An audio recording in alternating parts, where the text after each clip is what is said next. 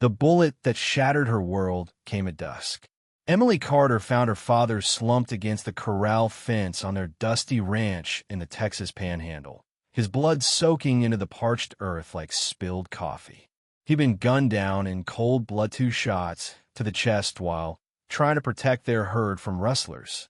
Victor Kane, a notorious outlaw with a scar running down his cheek like a twisted grin, had ridden off with 200 head of cattle, leaving behind nothing but echoes of gunfire and a broken family. Emily was 22, with sun-kissed blonde hair that framed a face hardened by loss, eyes sharp as a hawk's, and a figure that turned heads in town curves that spoke of strength earned from long days in the saddle.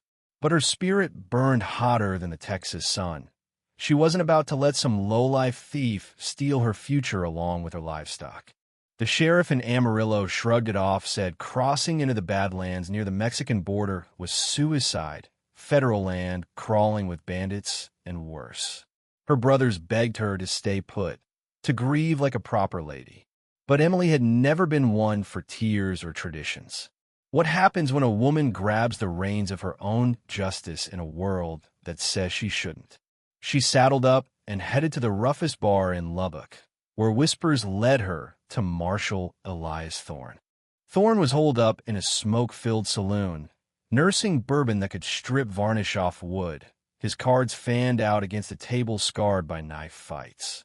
At 50, he looked like he'd been dragged through hell twice, all tan pepper beard, a patch over one eye from a Comanche arrow years back, hands calloused from pulling triggers on outlaws who'd long since turned to dust.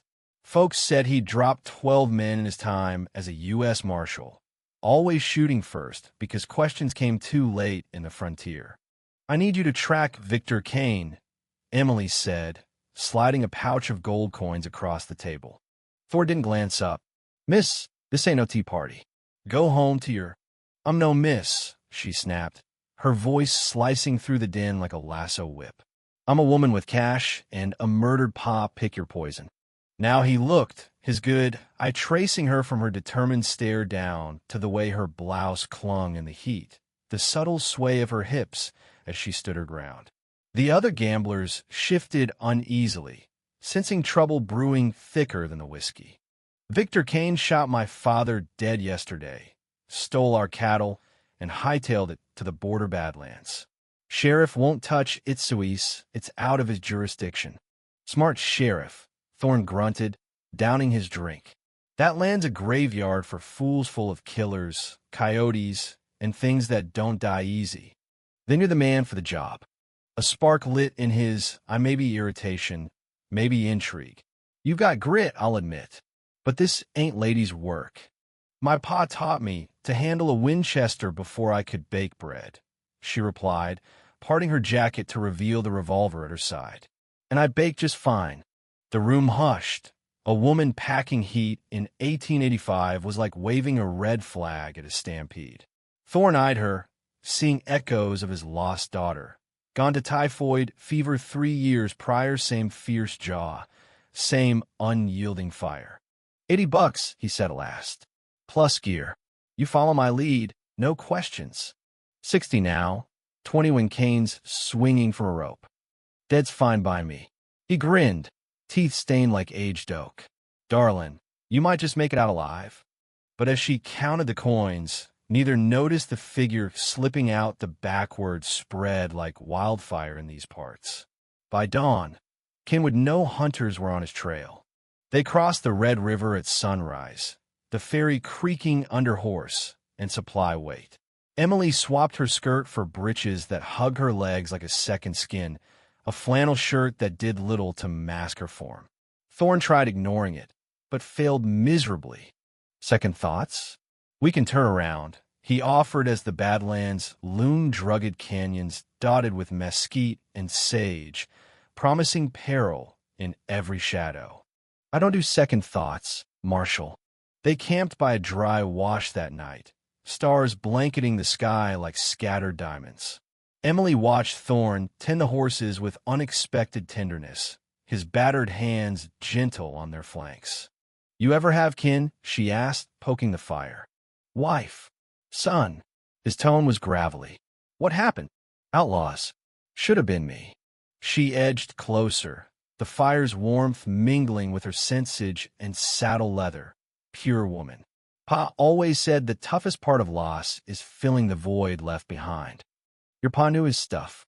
Smart enough to raise a daughter who could hold her own in a man's game, even if it means becoming something men fear. Her voice dropped, husky, stirring something deep in him-long dormant heat. He met her gaze over the flames. She was stunning in the glow, lethal as a coiled rattler, young enough to be off limits. Wanting her was wrong on every count, but damn if it didn't feel like fate. Best get some shut-eye, he muttered, rolling away before temptation won. But in the dark, hearing her steady breaths, Thorn knew she was burrowing into him like a thorn deeper with every mile. For days in, they stumbled on the first signs. 3 ranch hands gutted and left for vultures by spring, scalps missing but boot prints telling a different tale. Bandits, Emily whispered, fighting nausea. Or Kane's crew faking it. Thorn scanned the ridges. We're being tailed. A shot rang out, grazing Thorn's hat. He yanked her behind a boulder, his body shielding hers hard muscle against her softness, her pulse racing against his chest. For a heartbeat, amid the chaos, he inhaled her fear and fire, intoxicating. Cover, he barked. They scrambled to rocks as bullets chipped stone. How many, she hissed. 4 at least. Her hand steady, she fired back, the recoil familiar. Plan. He glanced at this Spitfire, who'd become his equal. We fight like hell. They outmaneuvered the ambush in a hailstorm that turned trails to muck, holing up in a shallow cave reeking of old smoke. Emily shivered, soaked, her shirt translucent against her skin curve illuminated by flickering firelight. Thorn averted his eyes, but the pull was magnetic. You're freezing. He draped his coat over her, the fabric carrying his essence gun oil, tobacco man. Thanks. She huddled closer, knees brushing his. The storm howled outside, but inside, tension crackled. Tell me about your wife. Anna. Met her at a barn dance in Kansas. Sweetest smile could light up the darkest night. Did you love her? Married her, didn't I? That's not love. She locked eyes. I've seen men's stares hunger, not affection. And yours. It's different. The air thickened. He knew she was right. This wasn't gentle. It was raw, forbidden fire. Emily, I'm grown, Elias. I see the one in you. The war you fight not to touch.